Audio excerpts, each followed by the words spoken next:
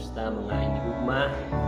Mayara na ako sa bersikulo o Bible verse nga pagabasahon sa aton tanan kag ini magahatag sa aton sang kaligunan sa aton pagtuo.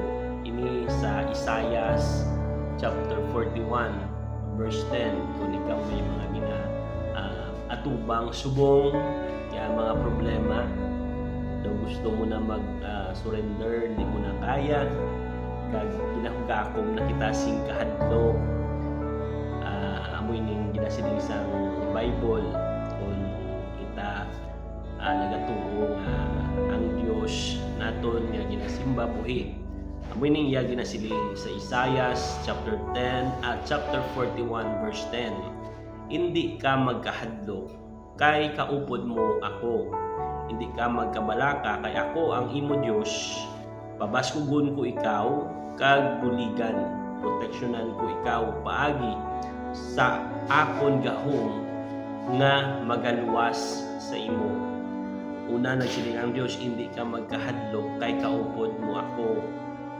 Once nga ang Dios nagsiling na hindi ka magkahadlok, hindi kita dapat magkahadlok. Ano man na ang mga ginapangatubang naton, ang Dios naton gamhanan nagahimo sang mga madamo nga mga milagro.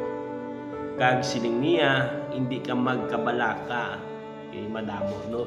Realidad sa aton subong damo kita mga ginakabalakan sa kabuhi. So ano man ina nga mga ginakabalakan nimo abal sang Bible kay ako ang imo Dios pabaskugon ko ikaw kag buligan. So may ara kita sang helper sa tion sang aton nga pagkabalaka.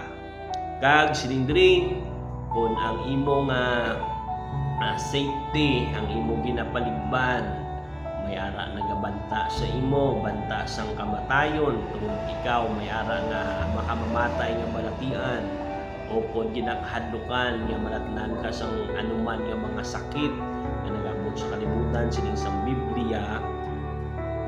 Proteksyonan ko ikaw paagi sa akon gahom magaluwas sa imo. Ang akon gahom amo ang magaluwas sa imo. Imo na promesa sa Ginoo. Di kita magkalungkang sa anuman ang aton mga pag-atubang mo. Diyos may pag-imuon sa aton kabuhi. Siya magapakilungkod sa aton. Sa Bible wala kita sarang may mahimo kung hindi paagi sa aton nga Ginoo. Gani tugyan nato ng tanan sa iya, sa Dios ang himaya.